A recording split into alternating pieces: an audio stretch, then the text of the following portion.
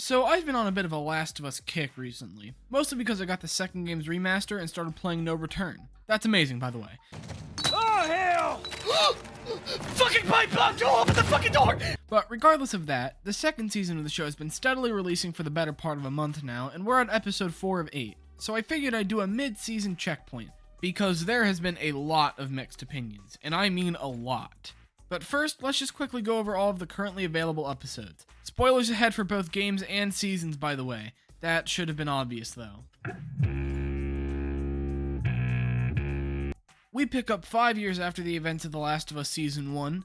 Ellie, who is now 19, is living in Jackson with Joel, and we see her new friends, namely a guy named Jesse and a new girl, Dina. It should be mentioned here that Ellie is lesbian. Well, Ellie and Dina are set out on a patrol together where hijinks ensue and Ellie and Dina end up fighting some infected and Ellie fights a stalker. Getting bit again. What a fucking idiot.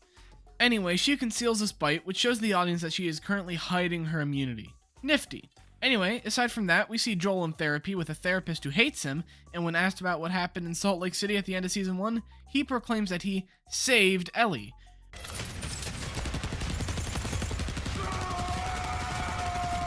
We also see a new girl, Abby, and we learn her dad was clipped by Joel when he shot up the hospital. So, she seems to be plotting a nefarious deed or two. So while she does that, we go back to Ellie and Dina, where they kiss at this little party thing, and some dude calls him a no-no word. Joel gets pissed on behalf of Ellie and pushes him, and Ellie gets pissed at Joel for getting pissed because of her. End of episode. And I'm sure nothing bad will happen next episode. Look at that! Taking it like a champ! Fuck. My nuts.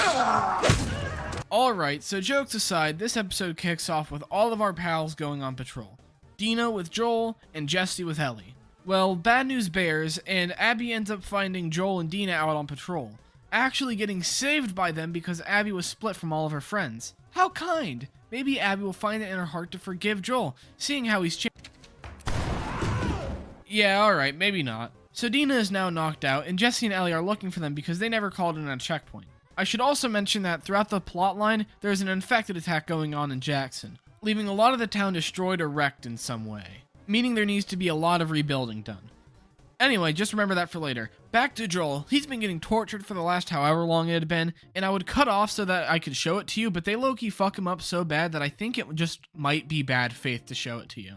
I'm telling you they rocked his shit, so just trust me, alright? Here's an artist representation. Alright, so to speed this up, Ellie finds Joel only to get jumped and thrown down. I fucking forgot what happened to Jesse, so I'm just gonna lie and say he did some awesome backflip out of the story. And Ellie watches Abby beat up Joel, but then her friend Owen tells Abby to hurry this shit up. Abby isn't happy, but she says okay and slimes out Joel right in front of Ellie. What an asshole. And Ellie promises that she will kill all of them, which naturally they're like, alright, well that's a problem. But Owen and Abby decide to let her live, and they all take off, and we get some good old-fashioned heartbreak, and then done with the episode. I fucking forgot to record episode 3. All you need to know is that they're going to Seattle now, okay? That's it. Alright, bye-bye. Hey man, you need to sit your mother... I'm not gonna front, I do not like this episode. So let's just get through it quickly, alright? We see this guy Isaac join the Washington Liberation Front after very unprofessionally resigning from Fedra.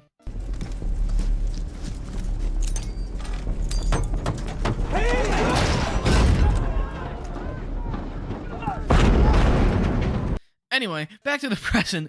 Ellie and Dina land at... I fucking laughed. Fuck. Back to the present. Ellie and Dina land in Seattle on their horse, and they immediately find a tank. Search it, and there's nothing of note. So then they go into a guitar store, and Ellie plays Take On Me. And after that, they go into a TV station for some reason I've already forgotten, finding a bunch of dudes who are hung with their guts hanging out. It was pretty nasty, and Dina instantly vomits. Cool. Anyway, the first living WLF soldiers show up, aside from Abby and presumably the rest of her group, and so they find Ellie and Dina, and in response, the two kill a grunt and their commander, taking off out of the TV station after accomplishing absolutely fucking nothing. And then they run into a subway, where they run from more WLF and infected now, narrowly escaping after Ellie tanked an infected bite for Dina, being that Ellie is immune, which, if you remember from episode 1, Dina does not know about. So they duck into a theater where Dina points her gun at Ellie, assuming she's about to turn, and so to convince Dina, she goes to sleep with her watching, proving that she won't turn because sleeping with an infected bite makes you turn instantly, I guess. Anyway, so now that they establish that she's immune, Dina immediately says that she's pregnant, and they start fucking.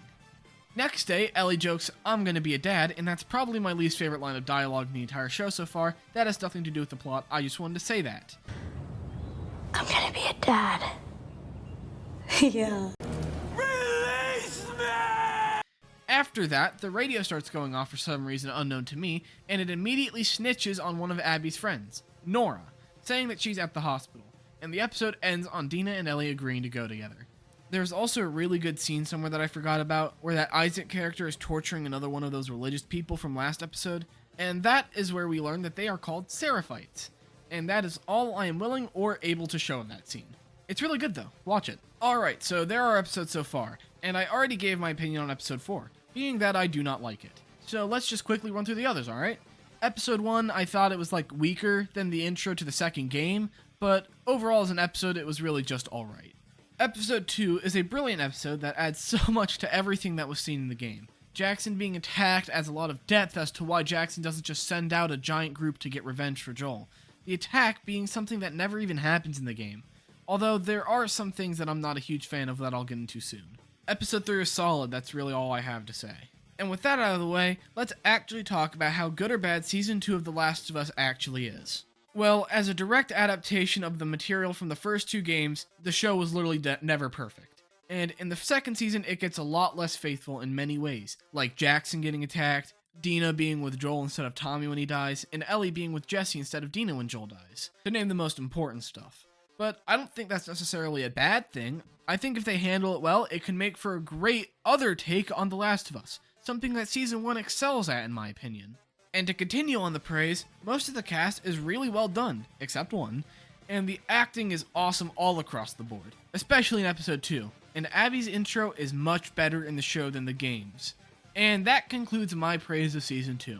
Now it is time to bitch. So to start simple, Episode 4. It immediately shows almost all of my points. For instance, The Last of Us Season 2 just kind of seems to be hitting a bunch of beats while skipping over the parts that kind of give it that character that it's meant to have. For instance, in The Last of Us 2, Ellie and Dina actually spend a lot of time breaking into Seattle, which is where you see a lot of their character. And during that time, spent grabbing stuff to keep moving, you fight infected for 20-ish minutes, and then they happen to come across a music store, where you can have an optional moment of peace and a sweet moment where Ellie plays music for Dina. In the show though, they go into the music store and we just get that moment. And they only went in to take cover after Ellie accidentally made noise.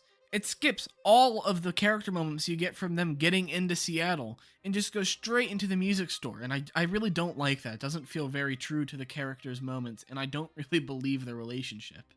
Also in the game, the two go into the news station because they think one of Abby's friends are there, finding a whole lot of dead WLF as well as Abby's friend dead, and then they leave because the WLF shows up again.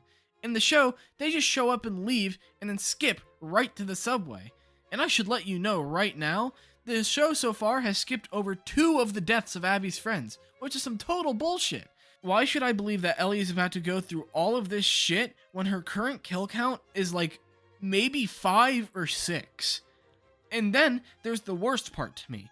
Tommy doesn't leave first like in the game. That's a big plot moment for the game.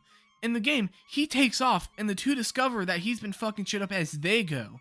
And in the show, they just don't do that. It just kind of takes me out of the story because they're not following the game close enough to where I feel like I'm watching The Last of Us 2. It feels like I'm watching Bella Ramsey and this lady go on an adventure through Seattle. It's dumb. I fucking hate it. It also doesn't help that they're just speeding through all of the main plot points. I feel like we're going to be at the end of Ellie's story by episode fucking 6. And I'll just say quickly, I don't hate Bella Ramsey as Ellie. She just doesn't look like she's aged at all since the first season. She does not look 19 here.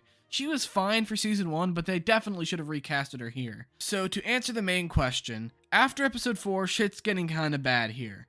I don't really like the direction of cutting shit out of the story just to make it go by quicker.